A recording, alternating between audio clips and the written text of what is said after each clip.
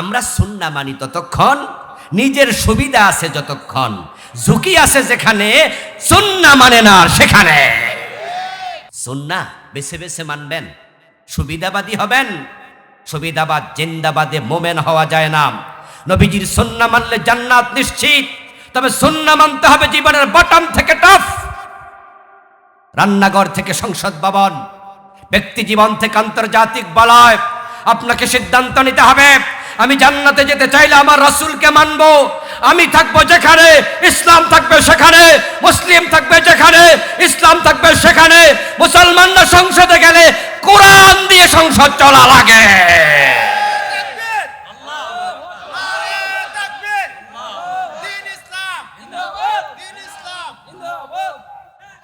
আমার প্রিয় ভাইরা,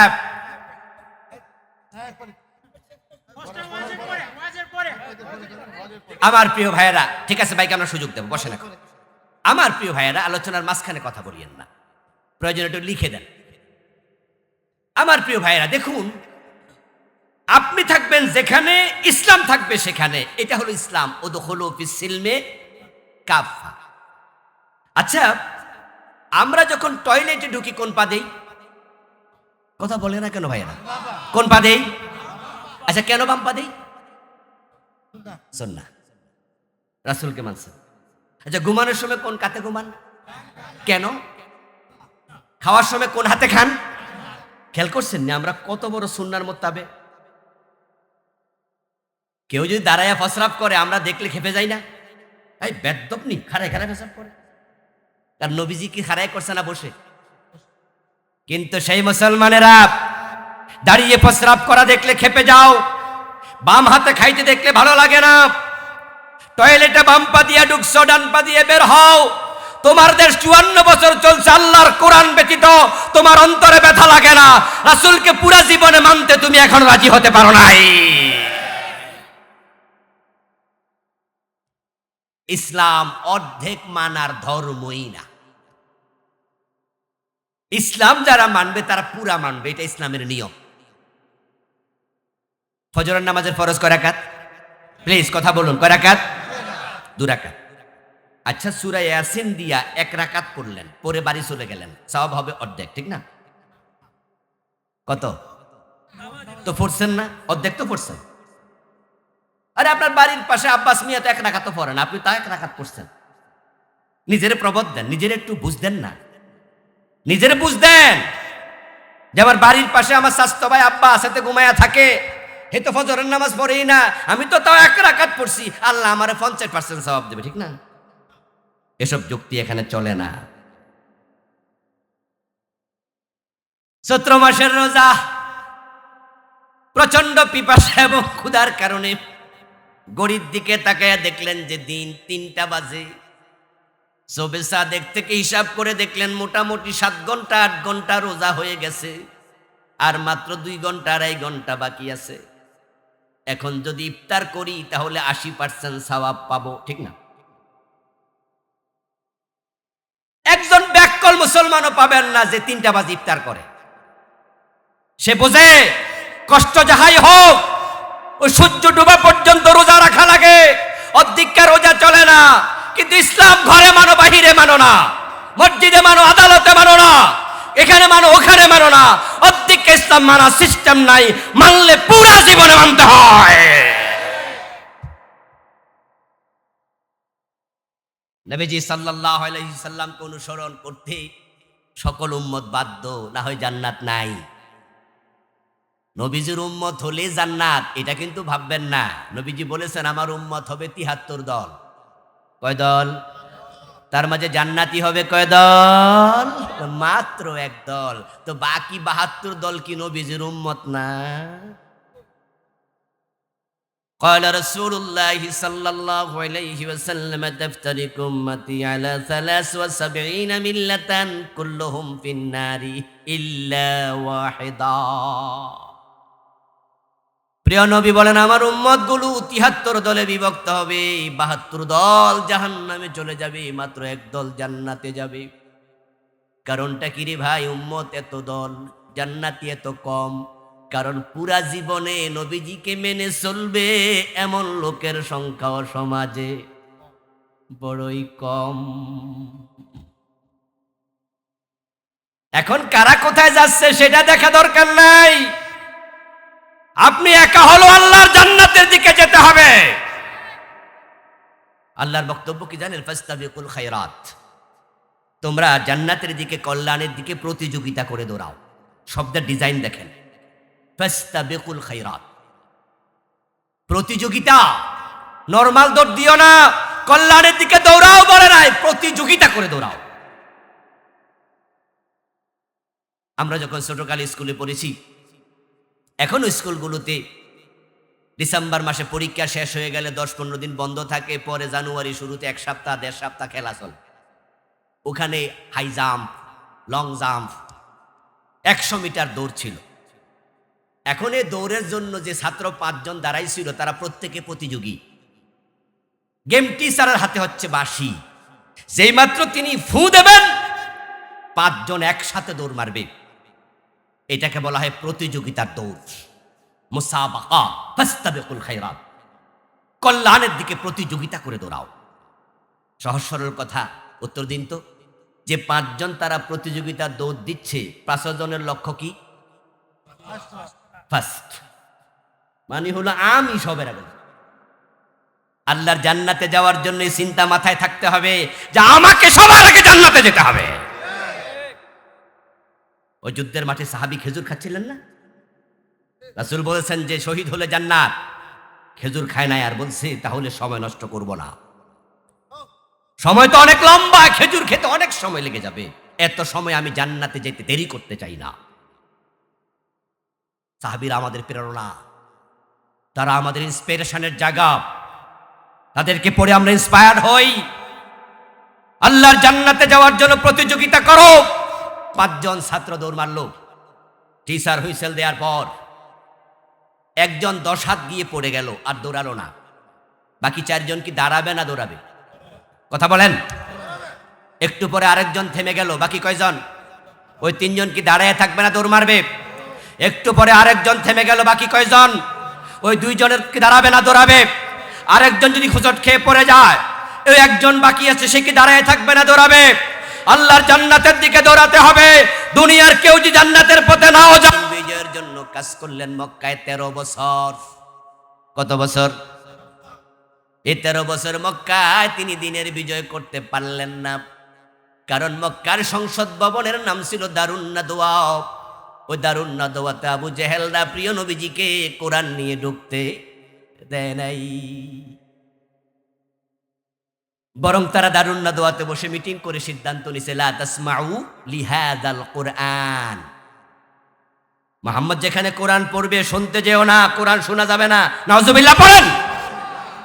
দ্বিতীয় সিদ্ধান্ত, ওয়ালগাউ ফিহি, এবং যেখানে কোরআন পড়বে সেখানে গন্ডগোল লাগাও। কি লাগাইতে হবে? কোরআনের মাহফিলে গত 17 বছর 15 বছর গন্ডগোল ছিল কিনা? কত মাহফিল বন্ধ হয়েছে। মাহফিল করতে গেলে টিউনুর কাছে যাও, ওসির কাছে যাও, ডিসির কাছে যাও, এমন নেতার পা ধরা লাগছে যে নেতার স্যান্ডেলও নাই পায়। এরপরও তো আবার কত বিধি নিষেধ, অমুক বক্তা আনা যাবে না, তমুক বক্তা আনা যাবে না। আল্লাহর জমিনে আল্লাহর কথা বলতে যারা বাধা দিয়েছিল, আল্লাহ তাদেরকে দেশ থেকে পালিয়ে যেতে বাধ্য করেছে।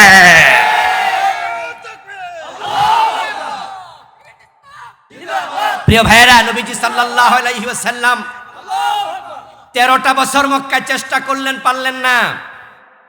এবার তিনি হিজরত করে মদিনায় রওনা দিলেন।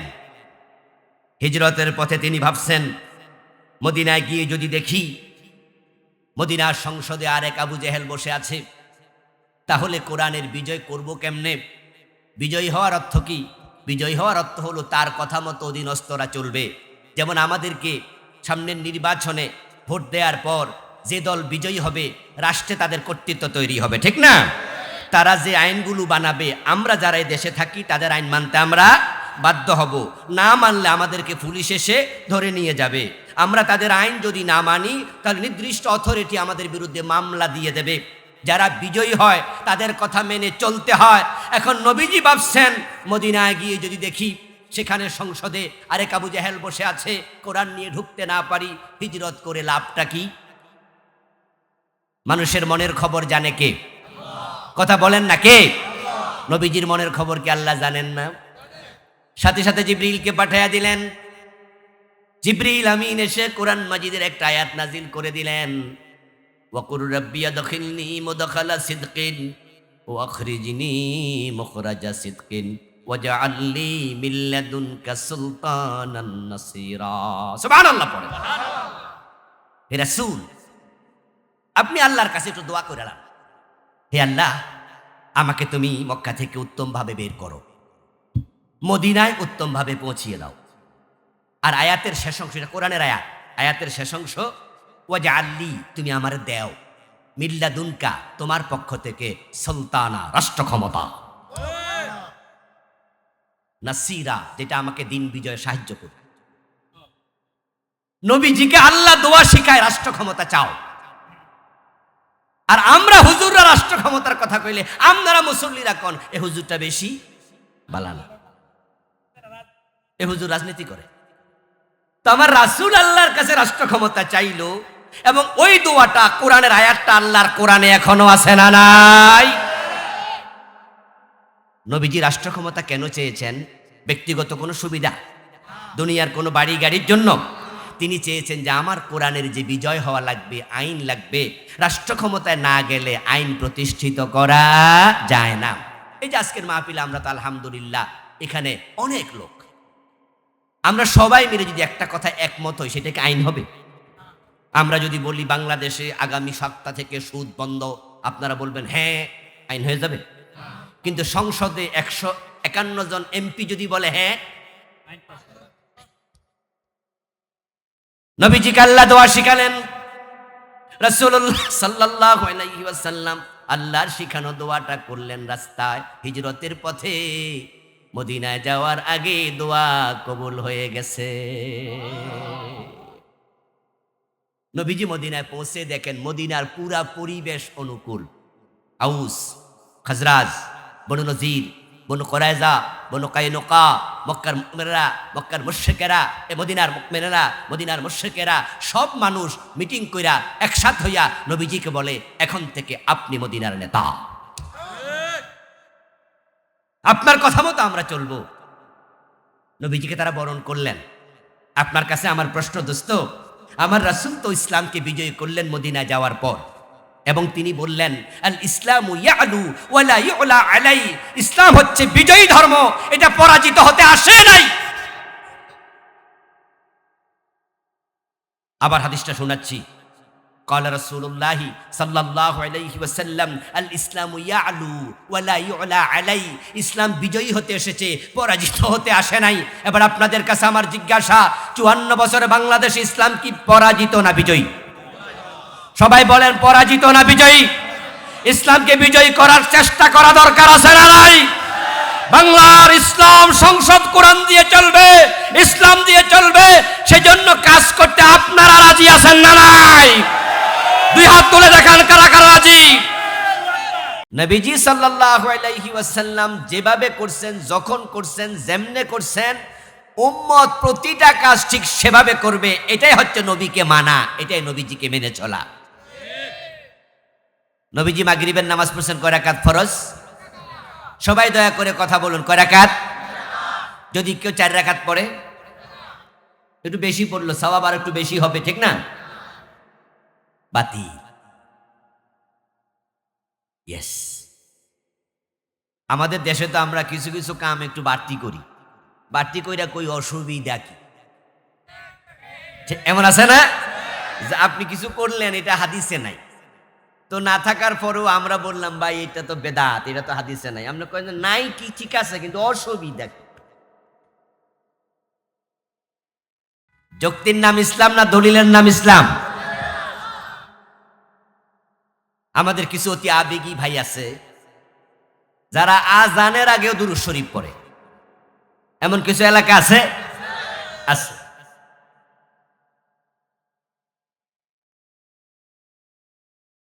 আজানের সময়,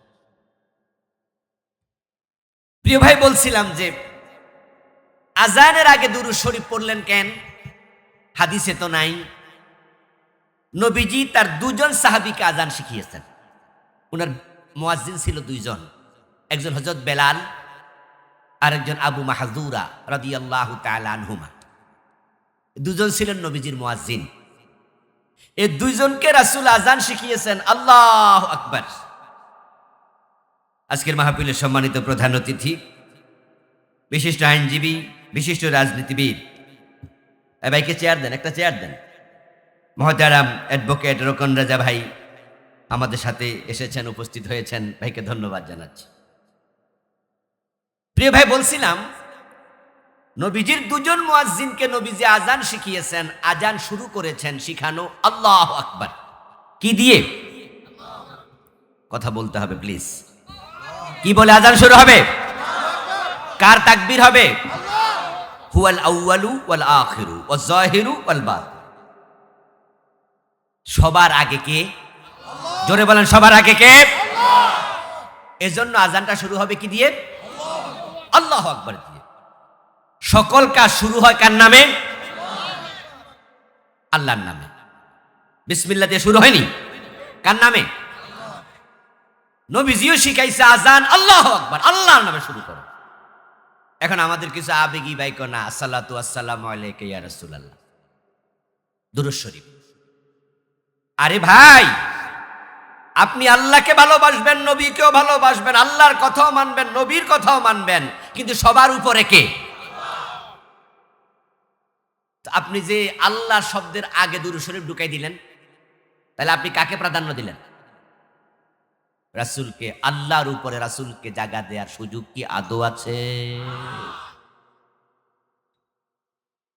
এই জন্য নবীজি সাল্লাল্লাহু আলাইহি ওয়াসাল্লাম আল্লাহু আকবার দিয়ে বেলাল এবং আবু মাহযুরা রাদিয়াল্লাহু তাআলা আনহুমাকে আজান শিখালেন। আর আপনি আবেগের ঠেলা আগে দুরূদ শরীফ ঢুকাই দিলেন। আমরা বলি রাসূল তো এভাবে শিখায় নাই, নবীজির বেলাল এভাবে আজান দেয় নাই, আপনি দুরূদ কেন ঢুকালেন? তখন জবাব দেয়, অসুবিধা কি? অসুবিধা কি? তো মাগরিবের নামাজের ফরজ কয় রাকাত? তো কেউ 4 রাকাত পড়ে যদি কয় অসুবিধা কি?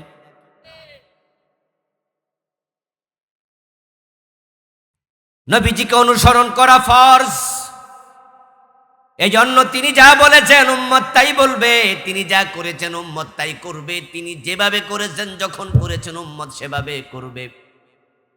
এবার নবীজির জীবনের লক্ষ্যের সাথে উম্মত তার জীবন লক্ষ্য মিলাতেই হবে। নবীজি হলেন ট্রেন গাড়ির ইঞ্জিনের মতো, আর আমরা উম্মতেরা হলাম পিছনের ডাব্বা, বগি। তো ট্রেনের ইঞ্জিন কি মাঝে থাকে না পিছনে থাকে? মাশাআল্লাহ, দুইজন ঠেলা ছোটে পিছনে ছিল। ট্রেনের ইঞ্জিন কোথায় থাকে? ডাব্বা কই থাকে? এখন রাসূল হচ্ছেন ইঞ্জিনের মতো সামনে, আর আমরা উনার গন্তব্য যেদিকে আমাদের গন্তব্য হবে সেদিকে। উনার জীবনের লক্ষ্যের সাথে লক্ষ্য মিলাতে হবে। নবীজির জীবনের লক্ষ্য কি মিলাবেন তো পরে না, এটাই তো অনেকে জানে না লক্ষ্যটা যে কি। নবীজি পৃথিবীতে কেন এসেছেন, মূল টার্গেটটা কি ছিল? সেটা হলো লিইয়ুযহিরাহু আলাদ-দীনি কুল্লি। একই শব্দ, একই আয়াত আল্লাহ 3 বার বলছে। হুয়াল্লাযী আরসালা রাসূলাহু বিল হুদা ওয়া দীনিল হক।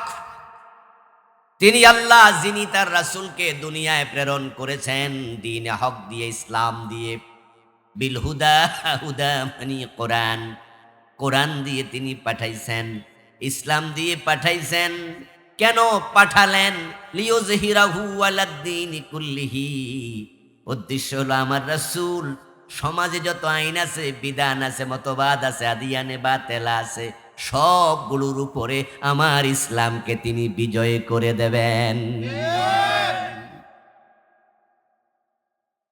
লিইজহারি কালিমাতিল্লাহ, লিইলাই কালিমাতিল্লাহ, লিইজহারিদ দ্বীন, লিইকামাতিদ দ্বীন। নবীজিকে আল্লাহ তাআলা পৃথিবীতে পাঠাইছে ইসলামকে বিজয় করার জন্য। যারা উত্তর জানেন তারা একটু জবাব দিয়েন। নবীজি কি ইসলাম বিজয়ী করে যান নাই? হ্যাঁ না বলতে হবে। গিয়েছেন মদিনায়, তখন তিনি 10 বছর প্রেসিডেন্ট ছিলেন। তার কথার বাহিরে একটা লোকও চলতো না, ঠিক না? তিনি যা বলতেন সেটাই হতো। দিন বিজয়ী হয়েছে। ইসলামে যা আছে, কোরআনে যা আছে, মানুষ সেটা মানতে বাধ্য ছিল। আচ্ছা, নবীজি যে ইসলাম বিজয়ী করে গেলেন, লক্ষ্য পূরণ করে গেলেন, এবার আপনাদের কাছে আমার আরেকটি প্রশ্ন। বাংলাদেশে 54 বছরে ইসলাম বিজয়ী অবস্থায় ছিল কয়দিন? ছিল? এদেশে আল্লাহর আইনে দেশ চলে? আদালতে বিচার হয়? সচিবালয় মন্ত্রণালয় কোরআন দিয়া চলে? রাসূলের হাদিস দিয়া চলে? নবীজির জীবনের লক্ষ্য দিনের বিজয়। বাংলাদেশের লোকেরা নবীজির জীবনের লক্ষ্য অনেকে জানলো না। আমরা যারা জানলাম আমরা মানতে পারলাম না।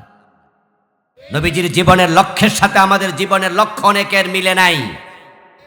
ট্রেন গাড়ির ইঞ্জিনের সাথে যদি বগি না মিলে, এটা না হয়, সংযুক্ত না হয়, এটা ভালো কইরা এইভাবে আংটা লাগাইয়া না দেয়, তাহলে কিন্তু ইঞ্জিন চলে যায়, বগি পড়ে থাকে। কিন্তু যদি আপনি বিচ্ছিন্ন হয়ে যান, নবী মুহাম্মদ জান্নাতে চলে যাবে, তুমি জান্নাত থেকে দূরে সরে যাবে। আর আমরা যারা জান্নাতে যেতে চাই, নবীজির জীবনের লক্ষ্যের সাথে আমাদের জীবনের লক্ষ্য অবশ্যই অ্যাটাচ করতে হবে। এই জন্য প্রিয় নবীজি বলছেন, মান আহাব্বা সুন্নতি ফাকাদ আহাব্বানি ওয়া মান আহাব্বানি কানা মাই ফিল জান্নাহ। যে ব্যক্তি আমি নবীর সুন্নাহকে ভালোবাসে, সে আমি নবীকেই ভালোবাসে। সুন্নাহ মানে শুধু দাড়ি আর টুপি, ঠিক না?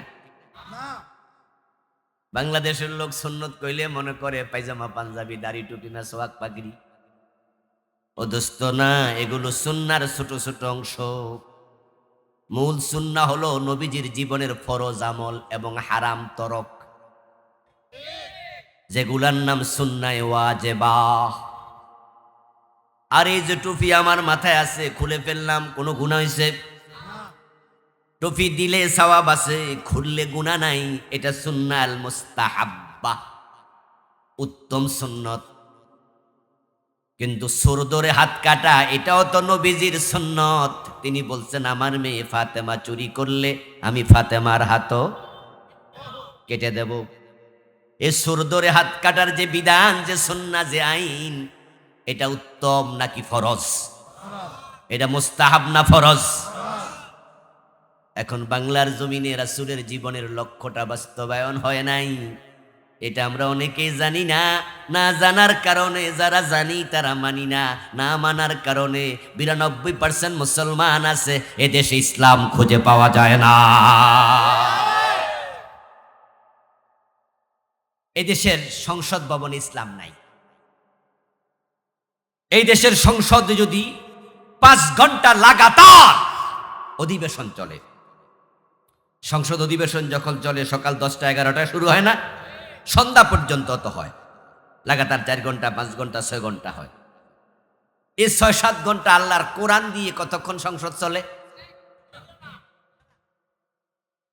এই দেশের সচিবালয় কোরআন দিয়ে চলে না, এই দেশের মন্ত্রণালয় কোরআন হাদিস দিয়ে চলে না, এই দেশের সুপ্রিম কোর্ট, জজ কোর্ট, নিম্ন আদালত, এই যে আমার ভাই অ্যাডভোকেট, উনার আদালতে কত সময় দেয়? বিচারক 30 বছর বিচারকের আসনে বসে রায় দেয়, আল্লাহর কোরআন দিয়ে কয়টা রায় দেয়? অথচ মুসলমানের সংখ্যা নাকি 92%। ওই মুসলমানের আদালতে নবীর আইন নাই, আল্লাহর আইন নাই, ব্রিটিশ আইনে আদালত চলছে। কোন আইনে চলে? আমাদের দেশে যতগুলো ফৌজদারি আইন আছে, অন্য অন্য আইন আছে, প্রায় আইনের বই পড়লেই দেখবেন যে এটা আজ থেকে 150 বছর আগে বানাইছে, 200 বছর আগে বানাইছে, 200 বছর আগে বানাইছে। অধিকাংশ আইন ব্রিটিশরা বানাইয়া দিয়া গেছে, আর আমরা সেগুলো মানতেছি। ব্রিটিশরা চলে গেল, তাদের আইনগুলো আমরা বাদ দিতে পারি নাই। প্রকৃত অর্থে আমরা রাসূলের উম্মত হলে ব্রিটিশরা যেমন পালিয়ে গেছে, তাদের আইনকেও ডাস্টবিনে নিক্ষেপ করে দেওয়া হতো।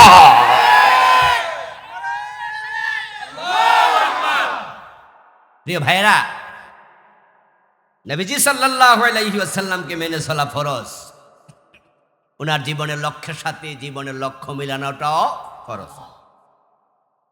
রাসূল বলছে, মান হাব্বা সুন্নতি ফাকাদ হাব্বানি। আমার জীবন আচার, আমার জীবন চরিত, আমার লাইফ স্টাইল, এটাই সুন্নাহ। নবীজি যেভাবে খেয়েছেন সেভাবে খাওয়া কি? যেভাবে ঘুমাইছেন সেভাবে ঘুমানো কি? যেভাবে বিয়ে করছেন সেভাবে বিয়ে করা কি? যেভাবে দেশ চালাইছে সেভাবে দেশ চালানো কি? সুন্নাহ মানে পুরা জীবন রাসূলের। আল্লাহর হাবিব বলছেন যে আমার সুন্নাহ, আমার লাইফ স্টাইল, আমার জীবন আচার ফলো করবে, ফাকাদ হাব্বানি, প্রমাণ হলো সে আমাকে ভালোবাসে।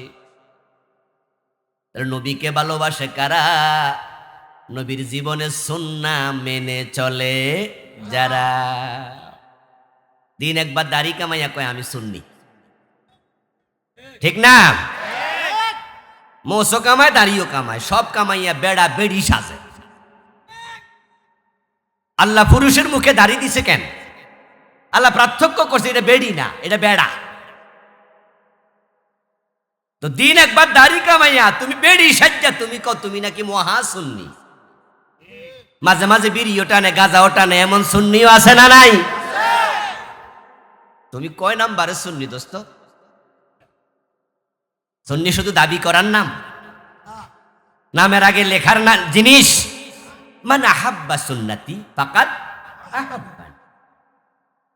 নবীজি বলেছেন যে আমার সুন্নাহকে লালন করে, ফলো করে, ভালোবাসে, সেই আমি নবীকে ভালোবাসে।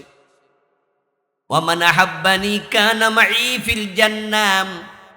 আর যে ব্যক্তি আমার সুন্নাহকে ভালোবেসে আমি নবীর ভালোবাসার প্রমাণ দেবে, সে জান্নাতে আমার সাথেই ঢুকবে। আমার সামনে যারা আছেন সকলে জান্নাতে যেতে চান? আমাদের ওয়াজি হবে জান্নাতমুখী। এই নবীদের দুনিয়াতে একটাই কাম আছিল, মানুষকে শুধু জান্নাতের পথ দেখানো। বাংলাদেশ যদি কোরআনের আইনে চলতো, আমরা হুজুররা আলাদা রাজনীতিও করতাম না, রাজনীতি করা আমাদের দরকারও নাই। আমরা এমপি মন্ত্রী হইয়া লাভও নাই, আমরা তো গম চুরি করবো না, টাকা চুরি করবো না।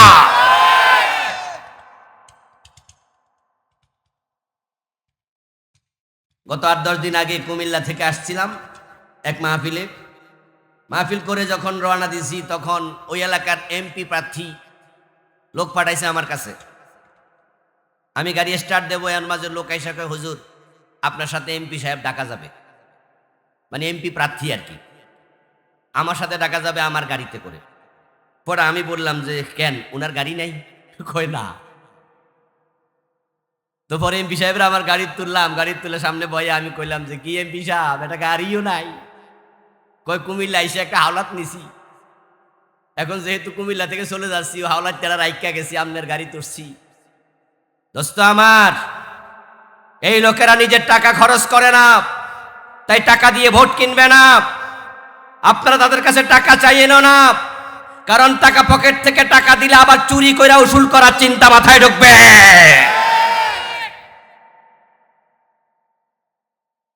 আমাদের টার্গেট জান্নাত। আমরা কেন রাজনীতির কথা বলি? এজন্যই বলি কোরআন বিজয়ের জন্য রাজনীতি করতে হয়। ওই ব্রিটিশ আইন দূর করতে হলে কোরআনের আইন সংসদে ঢুকাতে হবে, সংবিধানে ঢুকাতে হবে। আর কোরআনের পক্ষের এমপি না হলে আইন সংসদে ঢুকে না।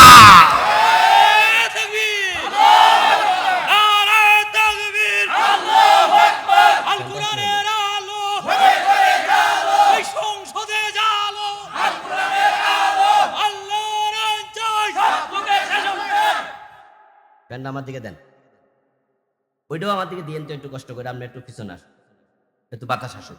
জি, আমরা আলেম ওলামারা জান্নাতমুখী কথা বলি। আপনিও নির্বাচনে দাঁড়ান, আপনিও ভোট চান, আমিও নির্বাচনে দাঁড়াই, আমিও ভোট চাই। পাবলিকের কাছে মনে হয় আপনিও রাজনীতি করেন, আমিও রাজনীতি করি, আসলে এক জিনিস, কিন্তু আকাশ পাতাল ব্যবধান, চিন্তার ফারাক। সেটা হচ্ছে আপনি পাশ করে পেট ভরবেন, আপনি দেশের টাকা কানাডায় পাঠাইয়া বেগম পাড়া বানাবেন, আপনি বিদেশে বাড়ি করবেন, গাড়ি করবেন। আর আমার রাজনীতির উদ্দেশ্য একটাই, আল্লাহর কসম, আল্লাহর কসম, ওলামারা রাজনীতি করে কোরআনের আইনের জন্য। 54 বছরে আপনারা দেশ চালিয়েছেন আলেম সারা। আলেমরা প্রধানমন্ত্রী হয় নাই, প্রেসিডেন্ট হয় নাই, হয়েছে? এজন্য এদেশে মদও বন্ধ হয় নাই। এদেশে মদ আছে না নাই? গাঁজা আছে না নাই? ইয়াবা হেরোইন আছে কিনা? ইসলামকে ক্ষমতায় নাও, আমরা 6 মাসের ব্যবধানে বাংলাদেশকে মাদক শূন্য করে দেব। 6 মাসও লাগবে না ইনশাআল্লাহ। কারণ মাদক মুক্ত বাংলাদেশ গড়তে কোনো কষ্ট লাগবে না। অন্য অন্য বিষয় কিন্তু অনেক কষ্টের।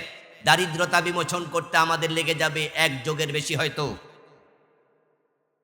এই দেশে চুরি ডাকাতি বন্ধ করতে সময় লাগবে, কারণ মানুষ পেটের অভাবে চুরি করে। ইসলাম ক্ষমতায় আসতে যাদের পেটে ক্ষুধা আছে, যাকাত ভিত্তিক অর্থনীতি চালু করে তাদের অভাব দূর করবে, ঠিক কিনা? কারণ অভাবে চুরি করলে হাত কাটার অনুমতি নাই। এগুলো সময় সাপেক্ষ, কিন্তু মাদক মুক্ত করা কোনো ব্যাপার না। কিন্তু মদ তো মুক্ত হলো না। তারা তো বলে যে না, আমরা মদের ব্যাপারে 0 টলারেন্স। এগুলো মিথ্যা কথা। প্রিয় ভাই, বাংলাদেশে যত হেরোইন আসে, বাংলাদেশে 1 টুকরা হেরোইন তৈরি হয় না, বিদেশ থেকে আসে। যত ফেন্সিডিল আসে সব ইন্ডিয়া থেকে আসে। যত ইয়াবা আসে সব মায়ানমার থেকে আসে। এই দেশে মাদকের ফ্যাক্টরি নাই। 1% 2% মাদক বাংলাদেশে তৈরি হয় না, বাকি 98% বিদেশ থেকে আসে। আমরা বর্ডার ক্লোজ করে দেব। বিজিবিকে বলে দেব 1টা বোতল মদ আর ঢুকবে না। নেভিকে বলে দেব পানি দিয়ে 1টা বোতল মদ আর আসবে না। এয়ারফোর্সকে বলে দেব বিমানে করে হেরোইন আসবে না। বাংলাদেশ মাদক মুক্ত হতে 1-2 মাসও লাগবে না। এরপরও যারা খাবে 80 বেতের আইন চালু করলে পিঠের চামড়া থাকবে না।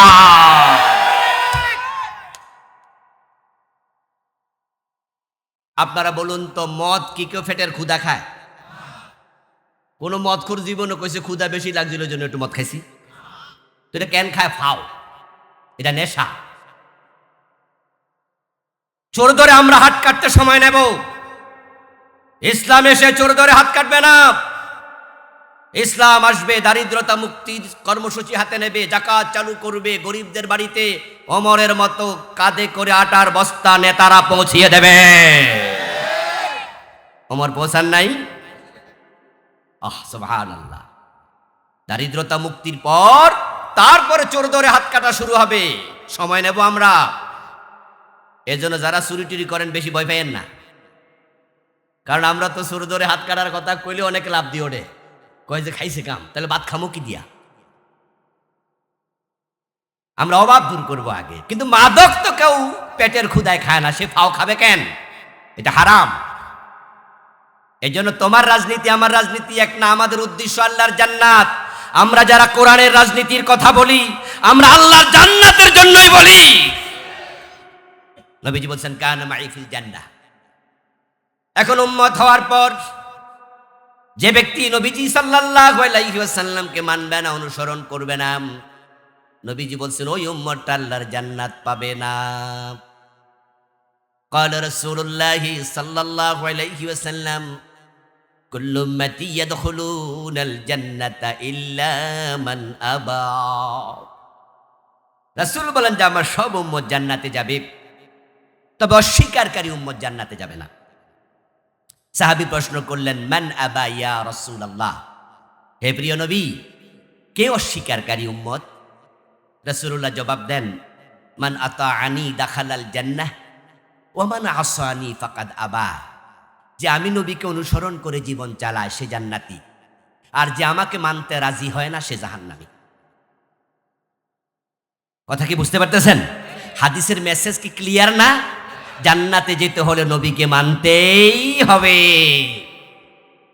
আচ্ছা, প্রিয় নবীকে মানার ব্যাপারে এখানে কারো দ্বিমত আছে? একজনের দ্বিমত আছে? আচ্ছা, এটা কোনো দলীয় ওয়াজ হয়েছে? নবীরে মানো, এটা কি কোনো দলের কথা? সব মুসলমানের কথা। কোরআন কি কোনো দলের কিতাব? তো কোরআনের আইন কায়েম করার কথা কইলে কেন ভাবেন যে অমুক দল? কেন ভাববেন? কোরআন তো কোনো দলের না। এক বাপের 4 ছেলে আছে, এক ছেলে মোড়েও বাবা কয় না, আর বাকি 3 ছেলে বাবারে সারাদিন আব্বা আব্বা এটা সেটা খুব বাবা ডাকে। আচ্ছা, যেই ছেলে আব্বা ডাকে না এই ছেলেকে তার বাপে জন্ম দেয় নাই? কথা না করলে তো মজা পাচ্ছি না। জন্ম দেয় নাই, কিন্তু হে যে আব্বা ডাকে না, এটা কি বাপের দোষ? ওটা তো বাপের দোষ না। তো কোরআন তো শুধু আমার না, কোরআন তো হুজুরের না, কোরআন তো রোকন রাজা ভাই না, কোরআন তো আপনারও। তো কোরআনের আইনের কথা আমরা বলি, আপনি বলেন না, এটা কি আমরা দোষ?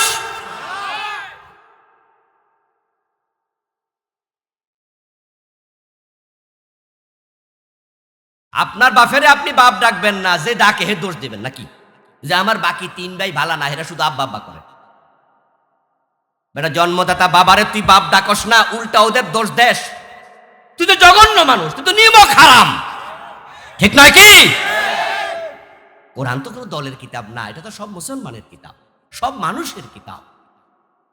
তো আমরা যারা কোরআনের কথা বলি, আপনি আলগাত বইয়ে বইয়ে কইবেন যে হেরা মৌলবাদী, হেরা জঙ্গিবাদী, হেরা বালানা।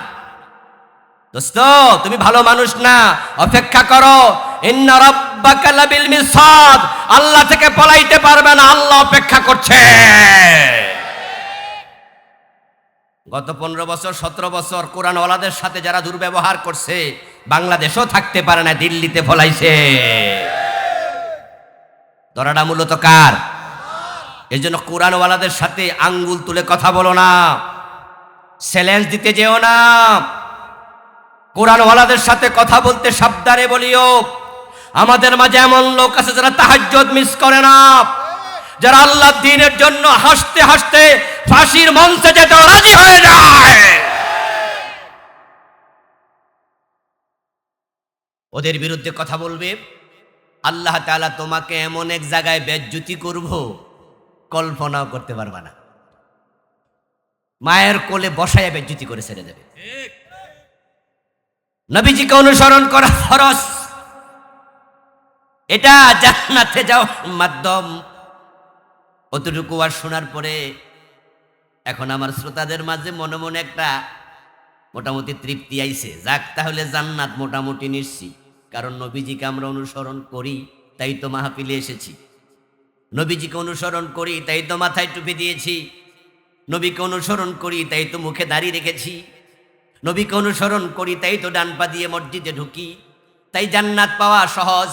আমি বলবো, হ্যাঁ দোস্ত, আমার রাসূল বলেছেন যে আমার সুন্নাহ মানবে সে আমার সাথে জান্নাতে যাবে। আমার রাসূল কখনো মিথ্যা কথা বলেন নাই। কিন্তু একটা জায়গায় সমস্যা আছে। সমস্যাটা হলো আমরা সুন্নাহ মানতে গিয়ে আমরা সুবিধাবাদী হই।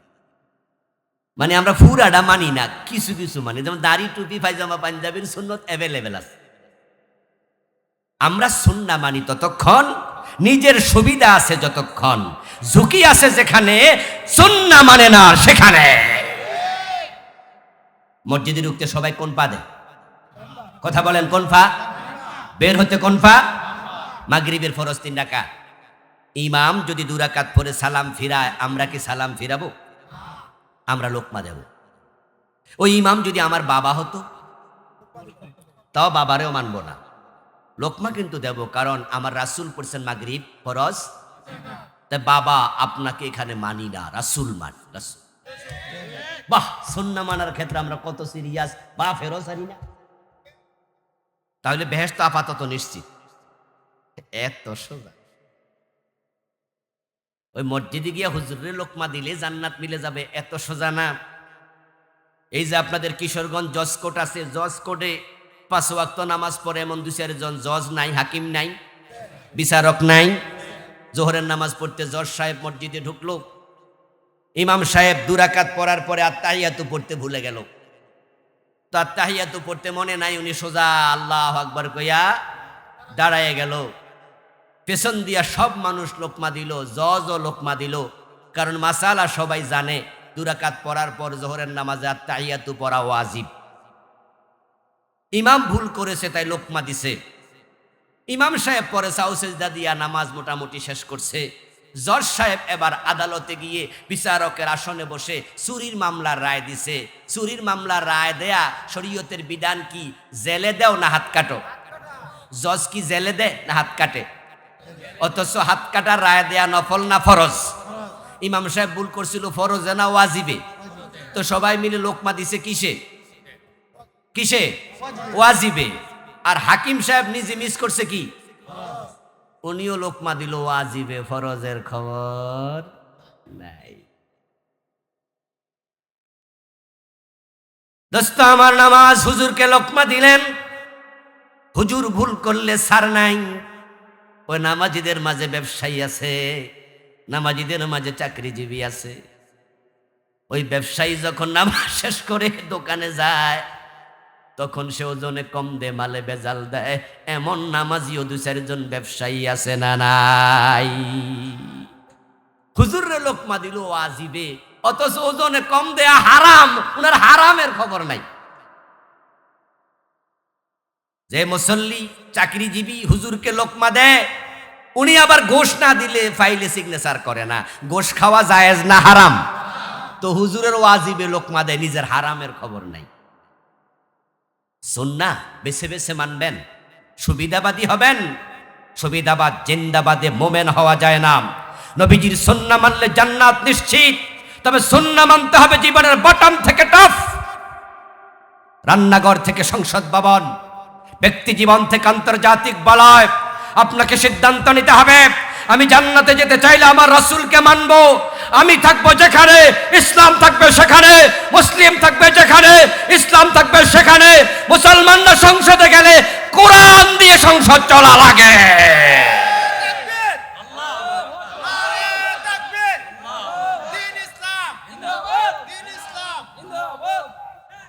আমার প্রিয় ভাইরা,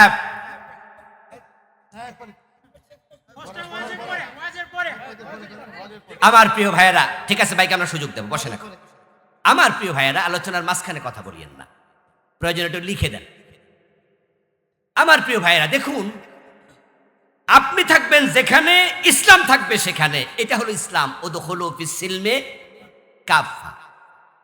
আচ্ছা, আমরা যখন টয়লেটে ঢুকি কোন পা দেই? কথা বলে না কেন ভাইয়েরা? কোন পা দেই? আচ্ছা, কেন বাম পা দেই? সুন্নাহ, রাসূলকে মানছেন। আচ্ছা, ঘুমানোর সময় কোন কাতে ঘুমান? কেন? খাওয়ার সময় কোন হাতে খান? খেয়াল করছেন না আমরা কত বড় সুন্নাহর মোতাবেক? কেউ যদি দাঁড়ায়া ফসরাপ করে, আমরা দেখলে খেপে যাই না? এই বেদ্দপ নি, খাড়ায় খাড়ায় ফসরাপ করে। আর নবীজি কি খাড়ায় করছে না বসে? কিন্তু সেই মুসলমানেরা দাঁড়িয়ে ফসরাপ করা দেখলে খেপে যাও, বাম হাতে খাইতে দেখলে ভালো লাগে না। টয়লেটে বাম পা দিয়ে ঢুকছো, ডান পা দিয়ে বের হও।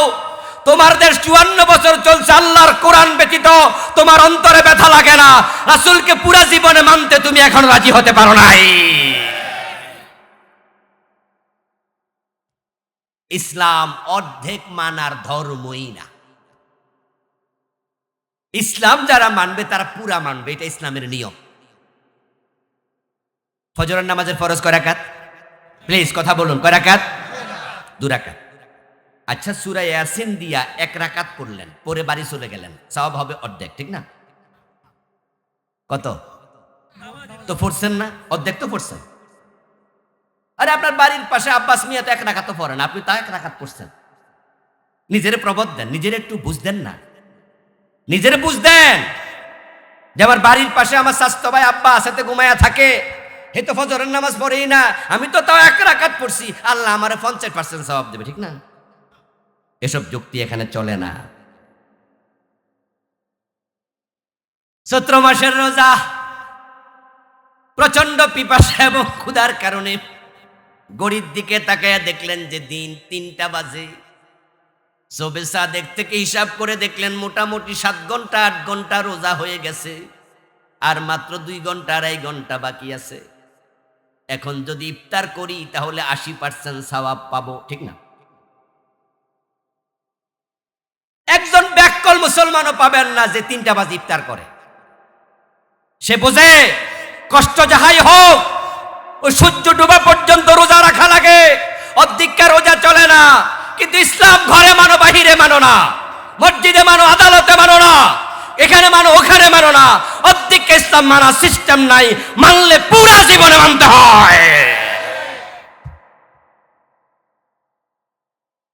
নবীজি সাল্লাল্লাহু আলাইহি সাল্লামকে অনুসরণ করতে সকল উম্মত বাধ্য, না হয় জান্নাত নাই। নবীজির উম্মত হলে জান্নাত, এটা কিন্তু ভাববেন না। নবীজি বলেছেন আমার উম্মত হবে ৭৩ দল। কয় দল? তার মাঝে জান্নাতি হবে কয় দল? মাত্র এক দল। তো বাকি ৭২ দল কি নবীজির উম্মত না? قال رسول الله صلى الله عليه وسلم تفترق أمتي على 73 ملة كلهم في النار إلا واحدا। প্রিয় নবী বলেন আমার উম্মত গুলো ৭৩ দলে বিভক্ত হবে, ৭২ দল জাহান্নামে চলে যাবে, মাত্র এক দল জান্নাতে যাবে। কারণটা কি রে ভাই? উম্মত এত দল, জান্নাতি এত কম। কারণ পুরা জীবনে নবীজিকে মেনে চলবে এমন লোকের সংখ্যাও সমাজে বড়ই কম। এখন কারা কোথায় যাচ্ছে সেটা দেখা দরকার নাই। আপনি একা হলো আল্লাহর জান্নাতের দিকে যেতে হবে। আল্লাহর বক্তব্য কি জানেন? ফাস্তাবিকুল খায়রাত, তোমরা জান্নাতের দিকে, কল্যাণের দিকে প্রতিযোগিতা করে দৌড়াও। শব্দের ডিজাইন দেখেন, ফাস্তাবিকুল খায়রাত, প্রতিযোগিতা। নরমাল দৌড় দিও না, কল্যাণের দিকে দৌড়াও বলে নাই, প্রতিযোগিতা করে দৌড়াও। আমরা যখন ছোটকালে স্কুলে পড়েছি, এখনো স্কুলগুলোতে ডিসেম্বর মাসে পরীক্ষা শেষ হয়ে গেলে 10-15 দিন বন্ধ থাকে, পরে জানুয়ারি শুরুতে 1 সপ্তাহ 1.5 সপ্তাহ খেলা চলে। ওখানে high jump, long jump, 100 metre দৌড় ছিল। এখন এই দৌড়ের জন্য যে ছাত্র 5 জন দাঁড়াইছিল তারা প্রত্যেকে প্রতিযোগী। গেম টিচারের হাতে হচ্ছে বাঁশি, যেই মাত্র তিনি ফু দেবেন 5 জন একসাথে দৌড় মারবে।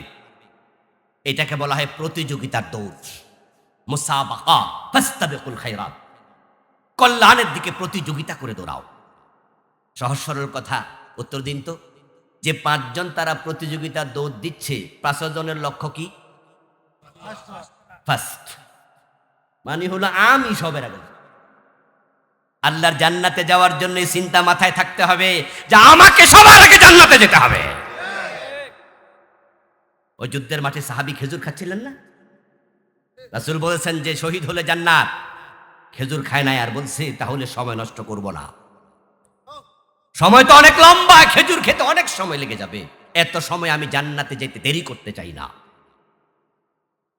সাহাবীরা আমাদের প্রেরণা, তারা আমাদের ইন্সপিরেশনের জায়গা। তাদেরকে পড়ে আমরা ইন্সপায়ার্ড হই। আল্লাহর জান্নাতে যাওয়ার জন্য প্রতিযোগিতা করো। 5 জন ছাত্র দৌড় মারলো। টিচার হুইসেল দেওয়ার পর একজন 10 হাত গিয়ে পড়ে গেল, আর দৌড়ালো না। বাকি 4 জন কি দাঁড়াবে না দৌড়াবে? কথা বলেন। একটু পরে আরেকজন থেমে গেল, বাকি কয়জন? ওই 3 জন কি দাঁড়ায় থাকবে না দৌড় মারবে? একটু পরে আরেকজন থেমে গেল, বাকি কয়জন? ওই 2 জনের কি দাঁড়াবে না দৌড়াবে? আরেকজন যদি খুঁজট খেয়ে পড়ে যায়, ওই একজন বাকি আছে, সে কি দাঁড়ায় থাকবে না দৌড়াবে? আল্লাহর জান্নাতের দিকে দৌড়াতে হবে। দুনিয়ার কেউ যদি জান্নাতের পথে নাও যায়। বিজয়ের জন্য কাজ করলেন মক্কায় 13 বছর। কত বছর? এই 13 বছর মক্কায় তিনি দিনের বিজয় করতে পারলেন না। কারণ মক্কার সংসদ ভবনের নাম ছিল দারুন নাদওয়া। ওই দারুন নাদওয়াতে আবু জেহেলরা প্রিয় নবীজিকে কোরআন নিয়ে ঢুকতে দেয় নাই। বরং তারা দারুন নাদওয়াতে বসে মিটিং করে সিদ্ধান্ত নিছে, লা তাসমাউ লিহাযাল কুরআন, মুহাম্মদ যেখানে কোরআন পড়বে শুনতে যেও না, কোরআন শোনা যাবে না। নাউজুবিল্লাহ পড়েন। দ্বিতীয় সিদ্ধান্ত, ওয়ালগাউ ফিহি, এবং যেখানে কোরআন পড়বে সেখানে গন্ডগোল লাগাও। কি লাগাইতে হবে? কোরআনের মাহফিলে গত 17 বছর 15 বছর গন্ডগোল ছিল কিনা? কত মাহফিল বন্ধ হয়েছে। মাহফিল করতে গেলে টিউনুর কাছে যাও, ওসির কাছে যাও, ডিসির কাছে যাও। এমন নেতার পা ধরা লাগছে যে নেতার স্যান্ডেলও নাই পায়। এরপরও তো আবার কত বিধি নিষেধ, অমুক বক্তা আনা যাবে না, তমুক বক্তা আনা যাবে না। আল্লাহর জমিনে আল্লাহর কথা বলতে যারা বাধা দিয়েছিল, আল্লাহ তাদেরকে দেশ থেকে পালিয়ে যেতে বাধ্য করেছে।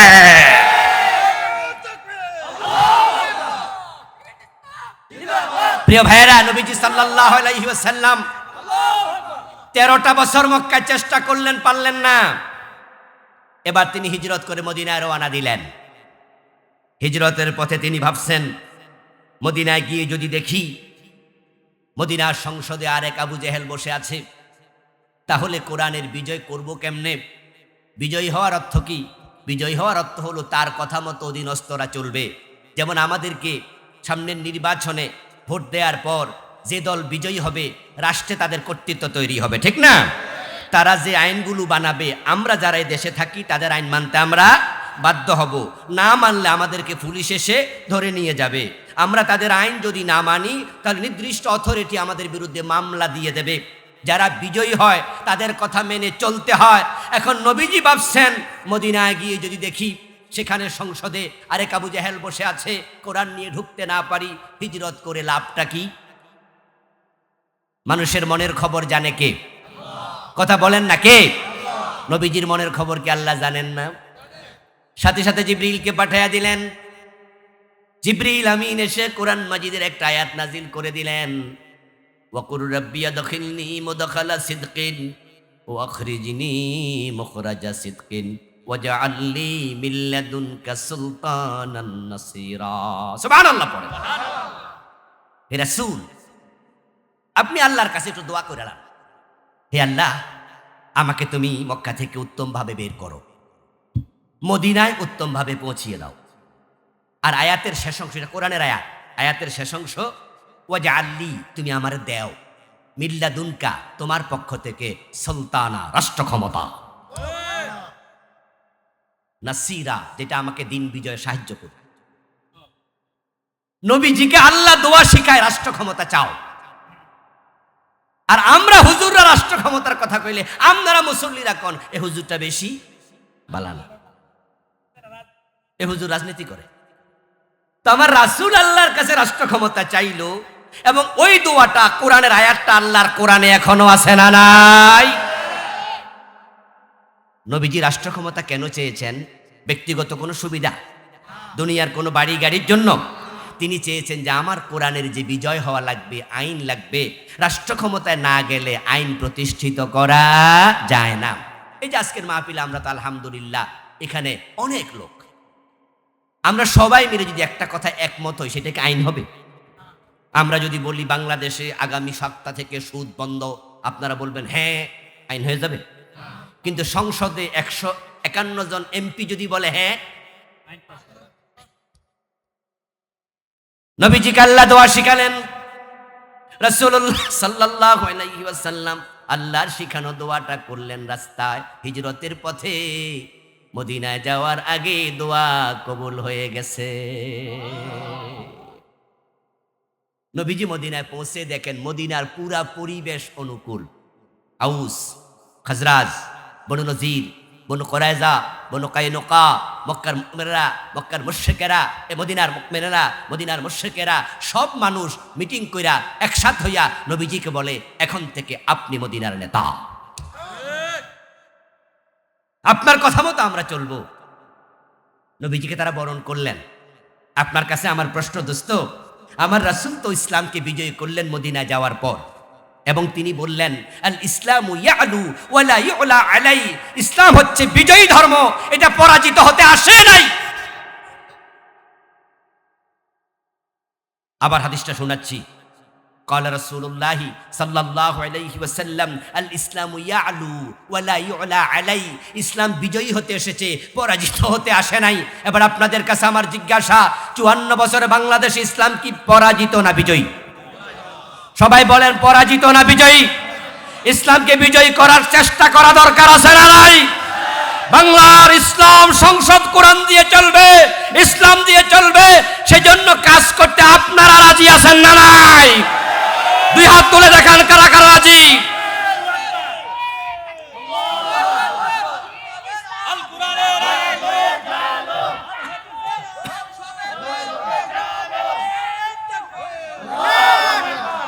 আমার প্রিয় ভাইয়েরা, ইসলাম বিজয়ের কথা শুনে যদি কারো অন্তরে খারাপ লাগে, এমন দুই একজনও আছে। আল্লাহ তাআলা এই আয়াতের শেষে বলছেন, ওয়ালাউ কারিহাল মুশরিকুন হুয়াল্লাযী أرسل رسوله بالهدى ودين الحق ليظهره على الدين كله ولو كره المشركون ও নবী আমি আপনাকে দিনের বিজয়ের জন্য পাঠাইছি আর দিন বিজয়ের কাজ করলে কথা বললে যারা মুশরিক তারা এটা পছন্দ করবে না আজকের এই দিনও একই আয়াত একই কথা প্রযোজ্য দিন বিজয়ের কথা শুনে যাদের অন্তর সায় দেয় না বুঝে নিও তোমার অন্তরে শিরিক ঢুকেছে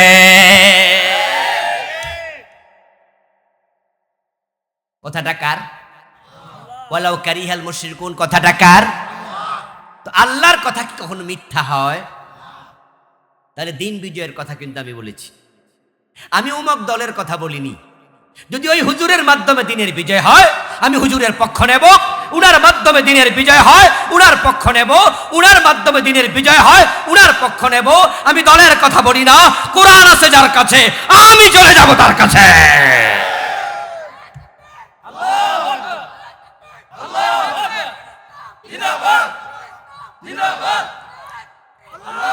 আমার দোস্ত তুমি যতই লাফায়া লাফায়া বলো আমি সুন্নি মুসলমান আমি অমক আমি তমক কিন্তু দিন বিজয়ের কথা শুনলে তোমার মজা লাগে না আল্লাহর কসম আল্লাহর কথা মিথ্যা হয় না তোমার অন্তরে শিরক ঢুকে গেছে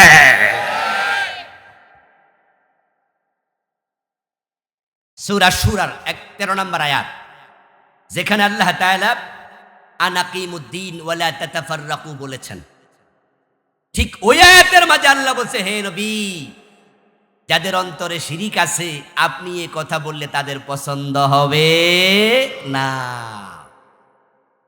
দিন বিজয়ের ব্যাপারে বাংলাদেশের মানুষ এখন কিছুটা আলহামদুলিল্লাহ উজ্জীবিত প্রস্তুত আমরা আশাবাদী আমরা অপেক্ষা করছি আগামীর বাংলাদেশ কোরআনের বাংলাদেশ হতে যাচ্ছে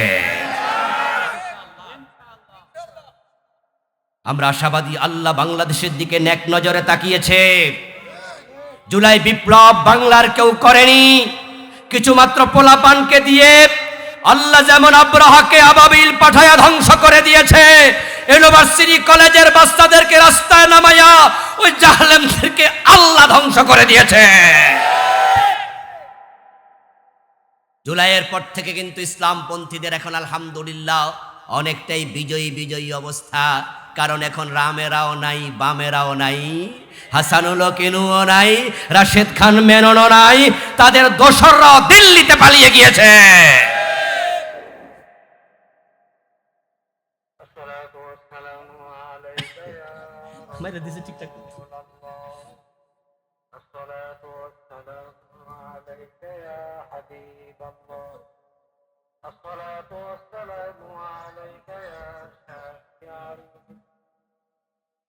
الصلاة والسلام عليك يا رحمة للعالمين الله أكبر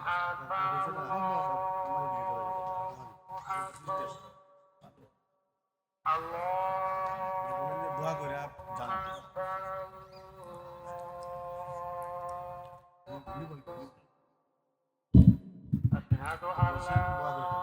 জি একটু বসেন একটু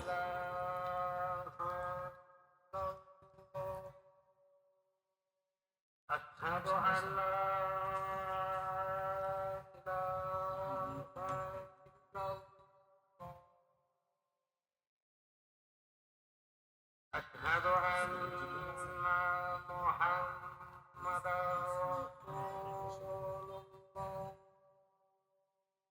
أشهد أن محمدا رسول الله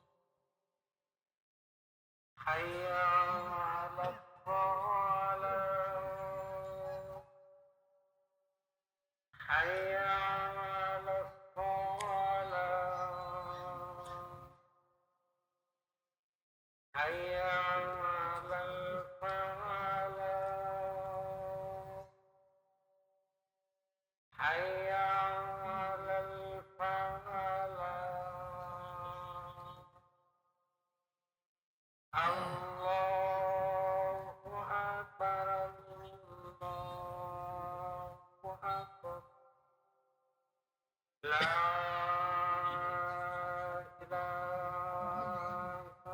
إلا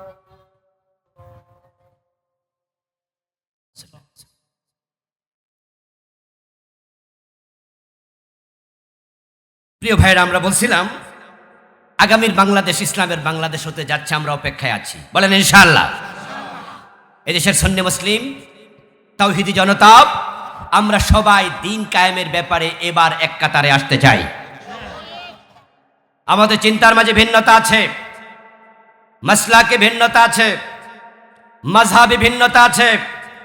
বাংলাদেশে হানাফি আছে, উত্তরবঙ্গে গেলে দেখবেন যে আহলে হাদিসও আছে, কেয়ামি আছে, লা কেয়ামি আছে, পাঁচকল্লি টুপিওয়ালা আছে, এককল্লিওয়ালা আছে, বুকের উপর হাত বাঁধার লোক আছে, নাভির নিচে হাত বাঁধার লোক আছে।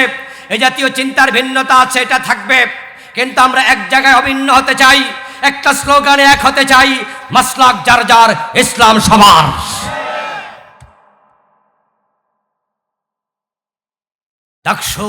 জাকসুর নির্বাচন আমাদেরকে ইঙ্গিত দিচ্ছে এদেশের যুবকেরা, শিক্ষিতরা, যুবতী শিক্ষিতরা আল্লাহর কোরআনের ছায়াতলে আসার জন্য প্রস্তুত। এখন আমরা আলেম ওলামা, আমরা নামাজি, হাজি, গাজীরা যদি এক হয়ে যাই, এদেশের ইসলাম কেউ ঠেকাতে পারবে না, পারবে না, পারবে না। ইনশাআল্লাহ কোরআনের আহ্বান নিয়ে যারা আপনাদের কাছে আসবে, তাদের সাথেই সম্পর্ক বাড়াবেন। কোরআন দিয়ে দেশ চললে কোনো অসুবিধা আছে? কোনো অসুবিধা নেই। আগামীতে কোন সরকার আসবে আমরা জানি না। এখন তো দুইটাই দল বাংলাদেশে আছে, ইসলামপন্থী আর আমাদের সাথে আছে আমাদেরই বন্ধু দল, যাদের সাথে আমরা ইসলাম ওয়ালারা দীর্ঘ বছর, কত বছর, প্রায় মানে অনেক 20 বছরের বেশি, সেই 91 থেকে শুরু করে একসাথে, ওনারা আমাদের বন্ধু। শহীদ প্রেসিডেন্ট জিয়াউর রহমান, তিনি বিসমিল্লাহ সংবিধানে এনেছেন, ডানপন্থী মানুষ ছিলেন, তার সততা নিয়ে কারো প্রশ্ন নাই। তোরাও আমাদের বন্ধু। এখন ক্ষমতায় যারাই আসুক, আমাদের দাবি একটা, ডক্টর কামালের লেখা সংবিধানের ভিতরে যে আইনগুলো আছে কোরআনের সাথে সাংঘর্ষিক, এগুলো বাদ দিয়ে আল্লাহর কোরআনের আইন ঢোকাতে হবে। আমার প্রিয় ভাইরা, সময় কম। এখন যদি পরবর্তী গভর্নমেন্ট তারা আসে, এসে যদি তারা আল্লাহর কোরআনের আইন চালু করে দেয়, আমরা আলাদা করে রাজনীতি করা লাগবে না, আমরাও তাদের সাথে এক হয়ে যাব। কিন্তু কোরআনের আইন যদি কায়েম না করে, আমাদের কথা থামাতে পারবা না, কায়েম হওয়ার আগ পর্যন্ত কথা বলেই যাব। কাতিলুহুম হাত্তা লা তাকুনা ফিতনাহ ওয়া ইয়াকুনা আদ-দীনু কুল্লুহু লিল্লাহ। কোরআন মাজিদে আল্লাহ বলছে, লড়াই চালিয়ে যাও, সংগ্রাম চালিয়ে যাও, যতদিন না জমিন থেকে ফিতনা দূর হয়। তোমরা 54 বছরে সুদ বন্ধ করতে পারোনি, ঘোষ বন্ধ করতে পারোনি, চাঁদাবাজি বন্ধ করতে পারোনি, লুটতরাজ বন্ধ করতে পারোনি, দেশের টাকা মারিং কাটিং বন্ধ করতে পারোনি। ইসলাম যদি ক্ষমতায় যায়, এগুলো বন্ধ হয়ে যাবে অচিরেই, শান্তি কায়েম হবে। হত্যা, রাহাজানি, সন্ত্রাস, খুন, ধর্ষণ, অপহরণ সব বিদায় নেবে, ওমরের যুগের শান্তি ফিরে আসবে। অর্ধ পৃথিবীর প্রেসিডেন্ট ওমর গাছতলায় ঘুমায়, বডিগার্ড লাগবে না। ইসলাম আসার পর আমাদের মন্ত্রী এমপিরা বাজার খরচ করার জন্য কাউরান বাজার, কাঁচা বাজারে একা একা যাবে, কোনো পুলিশ বডিগার্ডের প্রয়োজন হবে না। ওমর রাদিয়াল্লাহু তাআলা আনহুর সময় জাকাত বিভাগের কর্মচারী জাকাতের টাকা কাঁধে নিয়ে ঘুরে বেড়াতেন, জাকাত খাওয়ার মতো গরিব আর ছিল না। তুখাযু মিন আগনিয়াহিম ফাতুরাদ্দু ইলা ফুকারাইহিম। দেশটা সত্যি সোনার বাংলা, এই দেশের মাটির মতো উর্বর মাটি পৃথিবীর কম জায়গায় আছে। একটাই সমস্যা, নেতারা অনেকেই হচ্ছে জালেম, দুর্নীতিবাজ। ওই নেতৃত্বের জায়গায় চেঞ্জ নিয়ে আসুক। প্রিয় ভাইরা, আসরের নামাজ সমাগত, আলোচনা চলবে ধারাবাহিক। আসরের পরে আবার মাগরিবের পরে সাংস্কৃতিক অনুষ্ঠান। আমি সংক্ষিপ্ত করছি। মালয়েশিয়া স্বাধীন হয়েছে 63 সনে, আমরা স্বাধীন হয়েছি 71-এ। তারা আমাদের মাত্র 8 বছরের সিনিয়র। ওই মালয়েশিয়ায় গিয়েছিলাম 5-7 বছর 10-12 বছর আগে। টুইন টাওয়ার দেখেছি, তার ছাদ টুপি হাতে নিয়ে এত উঁচু। 50 তলা বিল্ডিং কয়টা আছে হিসাব করে পারবেন না কুলাতে। আর আমাদের বাংলাদেশে 50 তলা একটা বিল্ডিং বানানোর সামর্থ্য আমাদের এখনো হয়নি, কারণ তারা মাহাতির মোহাম্মদের মতো নেতা পেয়েছে, যে নেতা সৎ, দেশের টাকা বিদেশ পাঠায় না। আর আমরা পেয়েছি এমন নেতা যারা দেশের টাকা বিদেশ পাঠিয়ে দেয়। নেতৃত্বের জায়গায় পরিবর্তন আনুন, সৎ নেতৃত্ব প্রতিষ্ঠিত করুন, কোরআনের আইনের ছায়াতলে সবাই দৌড়ায় আসুন। ইনশাআল্লাহ শান্তির বাংলাদেশ কায়েম হবে, দুনিয়ায় শান্তি পাবেন, চোখ বন্ধ করার সাথে সাথে নবীজির সাথে জান্নাত পাবেন। হে আল্লাহ, আমাদের সকলকে তোমার দিন বিজয় করার জন্য কোরআনের কর্মী হয়ে কাজ করার তৌফিক দাও। সবাই বলেন আমিন। হাদা মা ইনদি ওয়াল ইলমু ইনদাল্লাহ আলাইহি তাওয়াক্কালতু ওয়া ইলাইহি উনীব।